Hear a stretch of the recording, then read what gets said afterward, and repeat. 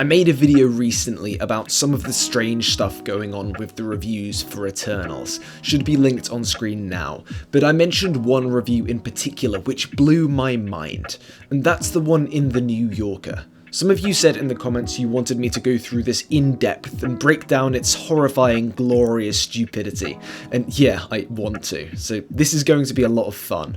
Oh, and full spoilers for the film ahead, by the way. So, I went and reread this review, and there's three main areas that most of my points or objections fall into. The first is inaccuracies, things the review gets wrong, objectively speaking, about the film. And this isn't really a big deal, everyone makes mistakes from time to time, but the fact that there's inaccuracies throughout speaks, I think, to a larger lack of interest in the film, or in recalling the film exactly. When there's a trend of getting details wrong again and again in an otherwise negative and dismissive review, it rubs me the wrong way, because it feels like an indicator that this was never going to be a good faith interaction with Eternals, as from the very point of walking into the theatre, it feels like the critic wasn't paying attention. The second main category is complaints or moments in this review which show a general media illiteracy. You'll see what I mean exactly in a second, but these moments just feel like they have obvious answers or solutions that any person who's watched more than a couple of films should be able to tacitly pick up from the conventions of the form. And if it's frustrating when normal people lack cinematic literacy, it boggles the mind when a film critic for The New Yorker displays the same flaws. The final area is things that are just weird. Some of these I can't even be too upset at because they're just real head scratchers. But enough of that, let's take a look at this review. Oh, and for clarity, I'll EQ my voice differently when I'm reading direct quotes from the review. So when I'm reading an excerpt, it'll sound like this. Just because I really don't want anyone to think I'm thick enough to say some of this stuff. So let's start off. The first bit which jumps out to me is the following passage.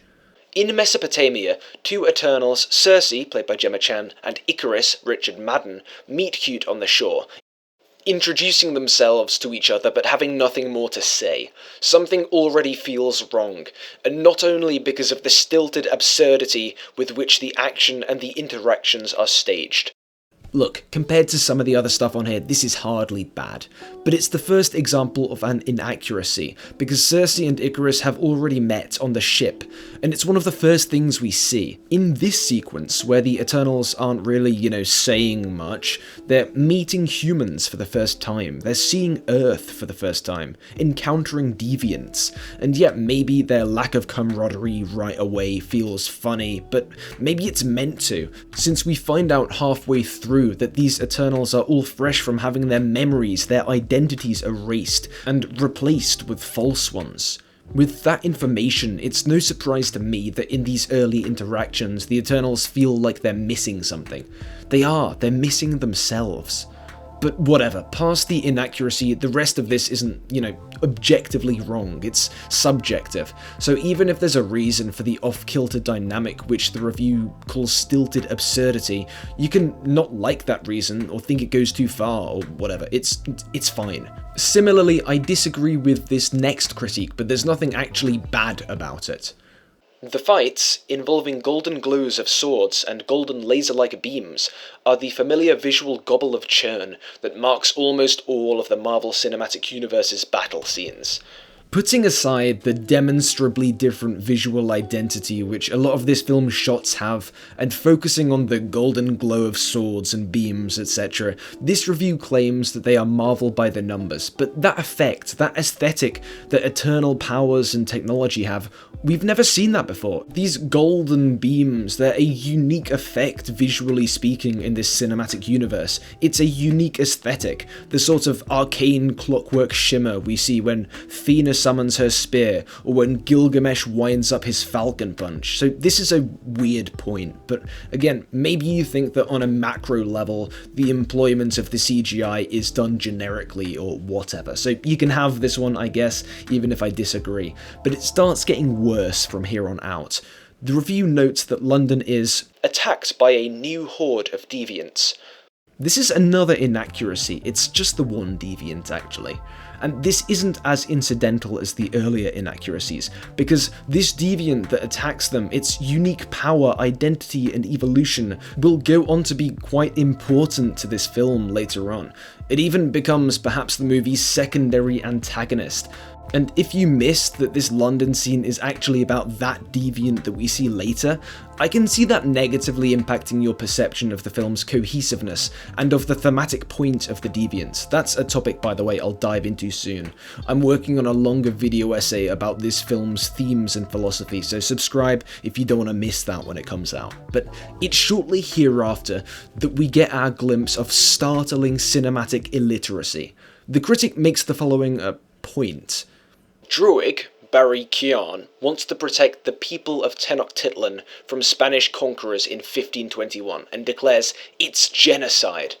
Druig is right, of course, but his very use of the word, which was coined in 1942 by the historian Raphael Lemkin, hints at one of the peculiarities of Eternals over all.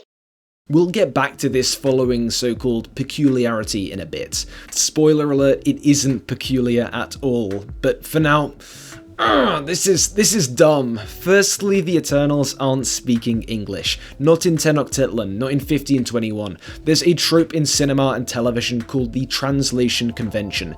This is where we're shown characters speaking a language they shouldn't really be able to speak. This language is the audience's language, so for me, English, or in a Spanish dub, Spanish, and so on.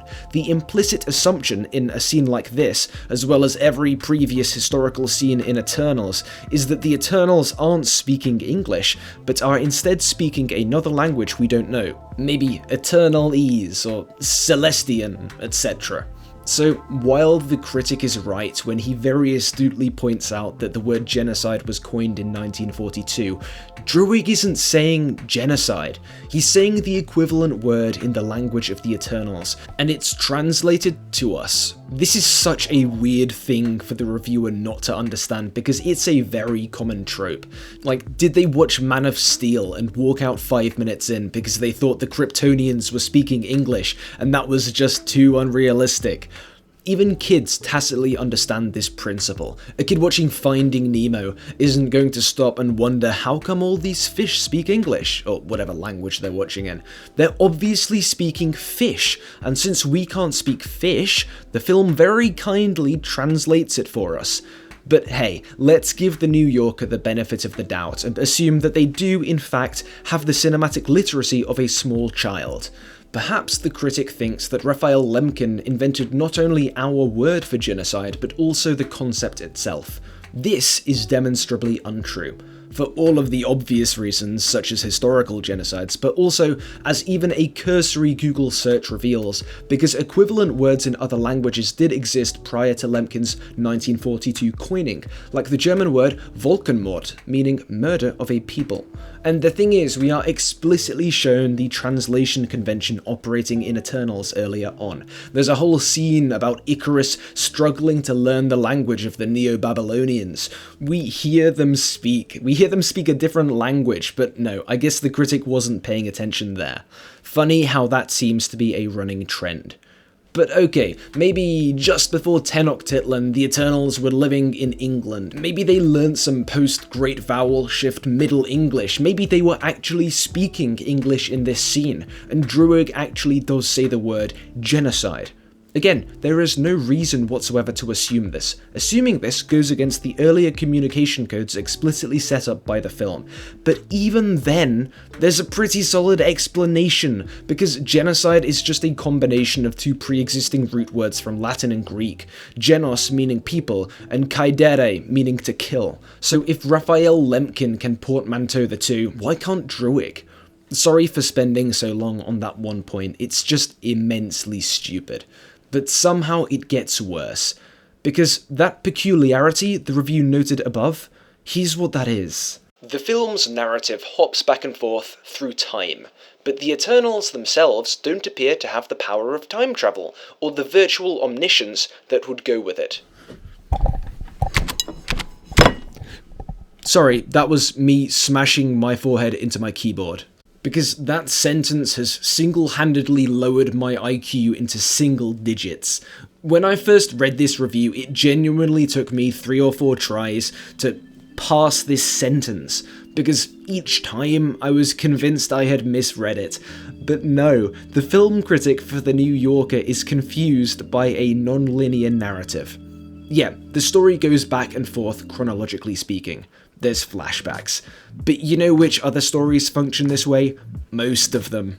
In fact, it's not an exaggeration to make the point that non-linear storytelling is literally as old as European literature itself. Homer's Odyssey presents the story of that wanderer's voyage home in a meandering way, starting near the end with various recollections and such filling in the gaps. But this seems to be too much for The New Yorker. One has to wonder if this critic watched The Godfather Part 2 and wondered why it never explained that Michael Corleone must be a Time Lord because he's going backwards and forwards in time. The review continues. Instead, their knowledge seems to advance in step with their experiences through time. Yes, that is indeed how time works. Well done, New Yorker. Unless this review was written by a fourth-dimensional being, I don't understand how this is a point which seems worth remarking on. But it gets worse. For all their endurance through time and their zipping through space, the Eternals don't seem to have learned much of anything at all. I'm actually getting so frustrated at this point that I'm unable to say the blindingly obvious response here that I desperately want to, so I'll sing it instead. Jesus fucking Christ, that's literally the entire point of this whole sodding film. Again, I'll go more in depth in a follow-up video, but the fallibility of the Eternals and the destruction of their certitude and sense of purpose is literally the emotional driving force of the film's second half. If you call yourself a film critic and did not pick up on this, and instead snidely make the point that, wow, for ancient beings they haven't really learned much, it may well be time to hang up your pen and switch to a career which doesn't require you to have a brain, even if it seems you're already in one. But let's jump ahead again. In Eternals, there is much more discussion of these big questions than in most superhero movies, and in that sense the film reminds me a bit of George Lucas's wrongly damned Star Wars prequels. But unlike Lucas's prequels, which he wrote with a majestically florid, faux Shakespearean dialectical complexity that's up to the visionary grandeur of his conceit, the copious dialogue in Eternals is as thudding as usual in Marvel land. Look, this isn't a Star Wars video, and I'm not even the biggest prequel hater going, but the prequels do not have good dialogue. Yeah, art is subjective, yada yada yada. Let me reply to that by saying A, ratio, and B, the prequels do not have good dialogue. This is as close to an objective fact as it is possible to get. They're passable films in spite of their clunky wooden dialogue, not because of it. Yeah, there's a smattering of lines which make the archaic style work, like this one. So this is how liberty dies. With thunderous applause. But for every one of these lines, there's 20 god-awful stinkers. If you're juxtaposing the dialogue in Eternals to that of the prequels, that can only be a good thing for Eternals, and it is a major red flag for your hermeneutic prowess if you think otherwise. The review continues with a slating of the film's physicality and sense of location, which again I don't agree with, and I actually think the exact opposite, especially in moments like the Australia sequence, but again, this is subjective, so think whatever you like. Maybe my perspective is biased. After all, I did coincidentally walk the exact route through Camden Town, across Camden Lock and towards Primrose Hill that we see in the film's London sequences the day before I saw Eternals, so maybe that weird coincidence is the reason it seems more physically moored in our world to me than it would to others like this reviewer. But the review locates this lack of physicality, quote, especially by the comedic gigantism that blots Earth's geology via CGI with colossal rock loaves with golden glowing seams emerging from the sea and a conveniently placed volcano that spews on cue. And this is another moment of crippling media illiteracy.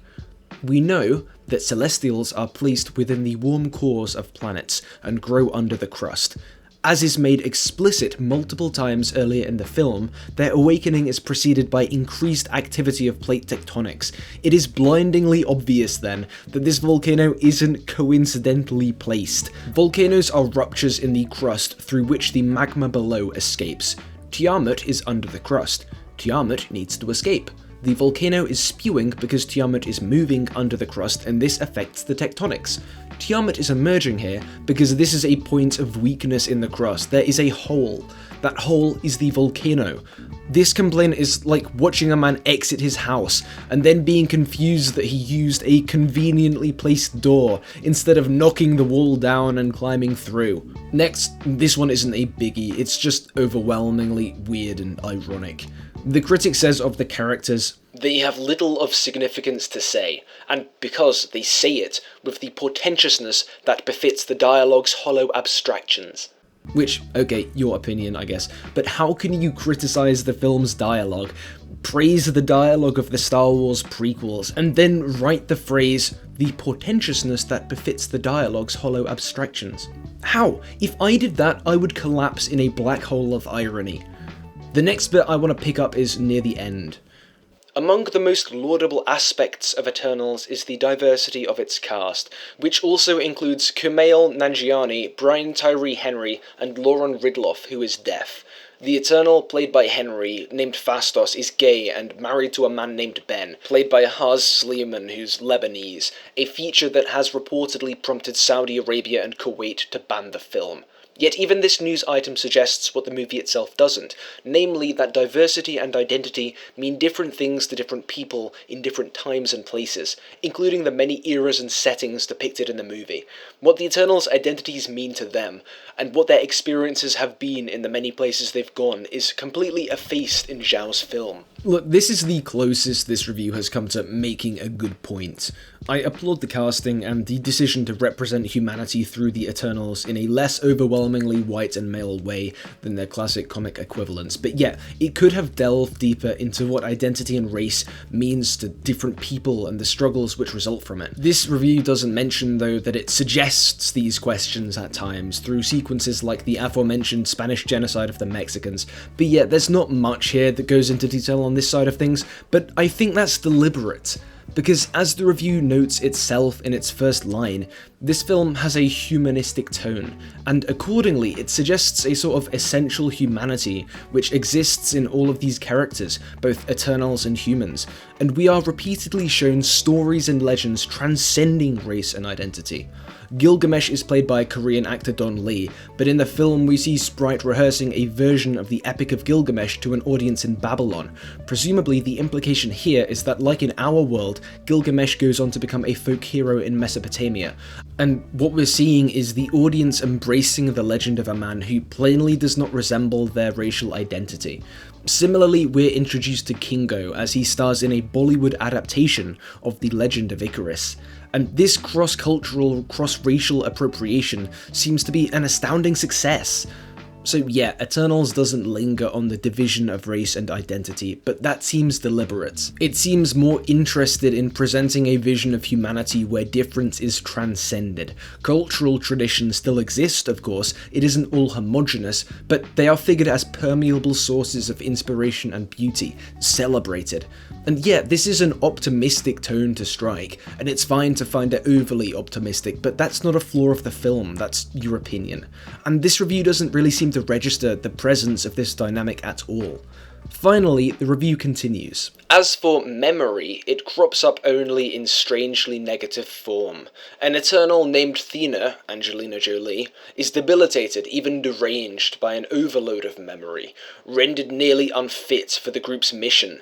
But there's no corresponding concern over the effects of a deficit of memory, a far greater danger in current-day political life. The first point I want to make here is that while political relevance and allegory can add to a film's quality, I don't think it's at all fair, or good criticism for that matter, to pick something out of a movie and say, well, if you did this entirely different thing, it would have been more relevant to current affairs.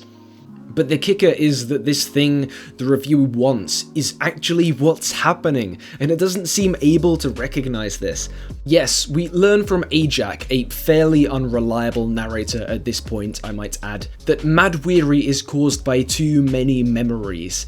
Incidentally, even at this point in the film, the overload of memory part of Mad Weary is cast into doubt by the simple fact that the other Eternals have just as many memories and they aren't having Nam flashbacks, but we later learn that it's probably a side effect of a mistake made by Arishem when tampering with Thena's mind. But that's not even the point. The point is that while, as the review identifies, overload of memory may be a cause of this debilitation, the effect of this debilitation is precisely the opposite. Thena doesn't remember who she is, where she is, or who her fellow Eternals are. This Mad Weary is in effect precisely what the review claims to want, a dangerous deficit of memory.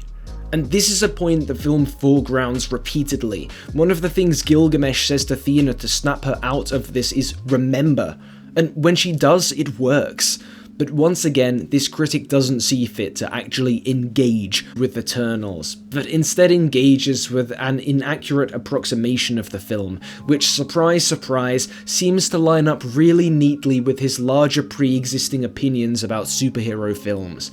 The funny part here is that in this final excerpt I've shown you, this critic's strawman of the film's Thena plotline is literally the exact opposite of the real deal. Wait, did I say funny? Sorry, I meant mind-meltingly stupid. Look, Eternals isn't perfect. I know that, I think it's great, but if you don't, that's sound. Dislike it, criticize it, hate it. But just don't hate it for idiot reasons. And if you do, don't review it for The New Yorker. I don't think that's too much to ask. But as I'm sure you'll have noticed, I've not referred to the critic by name, and that's on purpose. Look, I don't think my viewer base is big enough for this bit to be necessary, but just in case, please don't find this guy and harass him on social media or anything. Like, it's a pretty shoddy piece of criticism, but at the end of the day, that's all it is. And if I see anything on Twitter or wherever bashing him or being negative as a result of this video, I just won't make another one like this. But yeah, that's it for this video. I don't typically make content like this, but there's a wealth of bad Eternals takes going round at the moment, both from film critics and from other YouTubers, so do let me know if you want to see another video like this one, and I'll try and make it happen, because honestly, this was pretty fun to make. But yeah, until then, you know, chuck your thoughts on this video in the comments. You know, if you disagreed with anything I said or whatever, or if you've got any ideas on how I could make this sort of content more engaging in the future. But yeah, that's it. Thanks for watching. Like the video or you're a bad person, I guess. Yeah, bye.